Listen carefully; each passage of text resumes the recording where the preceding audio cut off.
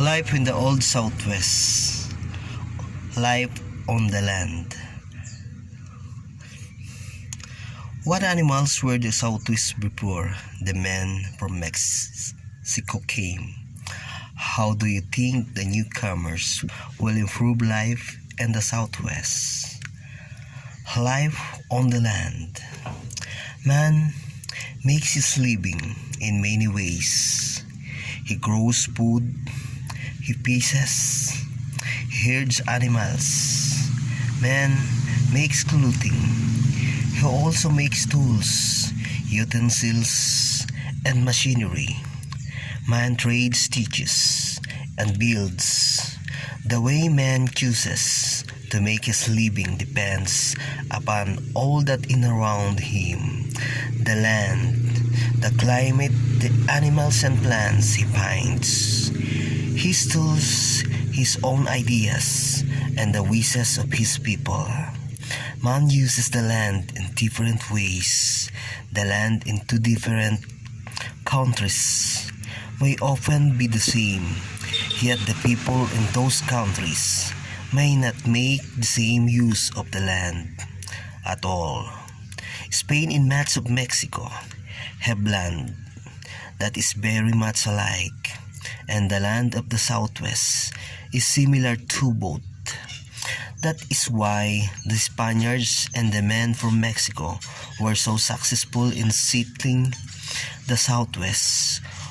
What they can learn in their own country and in Mexico could be put to use in the Southwest. The land of Spain, Mexico, and the Southwest has rugged mountains, rocky hills, hot plains, and deserts, and some beaches. Much of the land is without water. This is called arid land. Some land is nearly without water and is called semi-arid, meaning partly dry.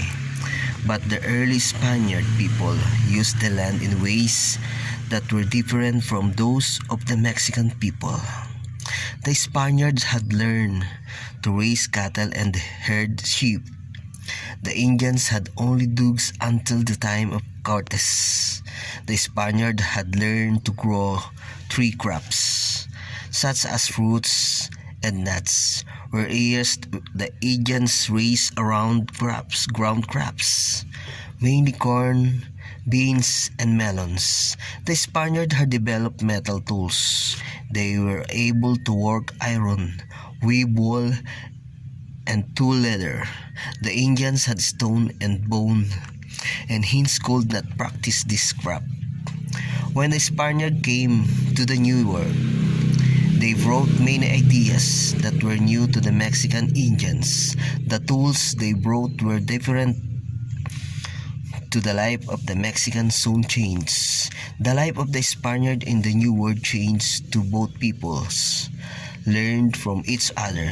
The Spaniard learned useful things from the Indians throughout the Americas. They learned to grow corn, they learned to use desert plants for healing, and they learned how to follow the trading trails. The Spaniards were perhaps the best prepared Europeans to settle the Southwest, their own land of Spain, and had made them ready. They opened the Southwest for the Anglo-Americans who came into the region later. The question is, why were the Indians unable to work with iron, wool, and leather? The second question, how did the early Spanish people use the land differently from the way in which the Mexican used it? Waters, sleep. There were no radios or televisions in the Mexican Southwest. Stories were told and retold by the old folks after the evening meals. Because water was so important, there were stories about it. The following story was told many times by Los Viejos, the old folks. Water sleeps sometimes. It makes no noise. It's quiet. Place is noisy in the day. If a horse drank sleeping water, he would die. That's why a horse blows before drinking at night to wake the water. Don't forget to subscribe sa Jun Abucal YouTube channel. God bless and mabuhay.